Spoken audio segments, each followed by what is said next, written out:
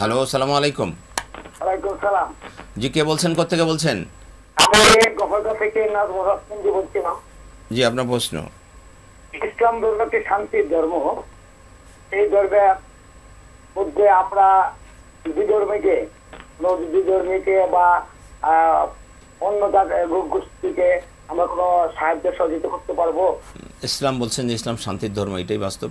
তিনি বলছেন যে আমরা বিধর্মী যারা আছে তাদেরকে সাহায্য সহযোগিতা করতে পারবো কিনা, মানে অমুসলিম যারা আছে তাদের প্রতি।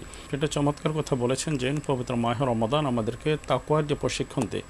তাকওয়া এমন একটা বৈশিষ্ট্য, এমন একটা চরিত্র, এই চরিত্র যদি কারো মাঝে তৈরি হয়ে যায় তাহলে তার দ্বারা মানব সমাজ নয়, শুধু কোনো প্রাণীর অকল্যাণ হতে পারে না, সমস্ত কাজ হবে মানবতার জন্য, মানবতার সেবার জন্য।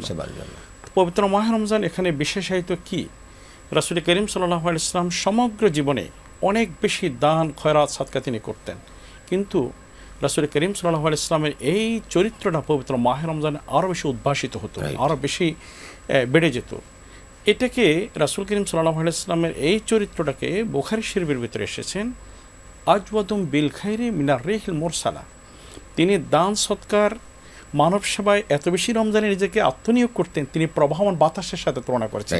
অর্থাৎ প্রবাহমান বাতাস যেভাবে একটা মুহূর্ত বন্ধ হয়ে গেলে সব কিছু অচল হয়ে যায়, এটা যেভাবে মানে অবিরাম থাকে, রাসূল করিম সাল্লাল্লাহু আলাইহি ওয়াসাল্লাম তো সারা জীবন তিনি আজওয়াদুন নাস ছিলেন, তিনি মানুষ সর্বোচ্চ দান। রমজান আসলে এরকম প্রবাহিত বাতাসের মতো তিনি দান করতেন। তো মানব সেবায় আমাদের যে খেদমত, যে কাজটা পবিত্র মাহে রমজানে, আরেকটা হাদিস দ্বারা আমরা সবচেয়ে বেশি এটা করতে পারি বা করে থাকি, আমাদের দেশের মানুষও করে থাকে, সেটা হচ্ছে রাসূল করিম সাল্লাল্লাহু আলাইহি ওয়াসাল্লাম বলছেন প্রত্যেকটা আমলকে 1 থেকে 10 থেকে 700 গুণ পর্যন্ত আল্লাহ পাক বৃদ্ধি করে দেন, কিন্তু পবিত্র মাহে রমজানের আমল এবং সিয়াম সাধনা এটা আল্লাহ পাক নিজে তার উত্তম যাজা দিবেন, বিনিময় দিবেন। তো মানবতার জন্য ইসলামের যে কাজগুলি করা হয়েছে বা মানবতার জন্য ইসলামের যে কাজগুলি রয়েছে এগুলি আমরা সারা বছর তো করে থাকি, স্পেশালি পবিত্র মাহে রমজান আমরা অনেক বেশি করার চেষ্টা করি।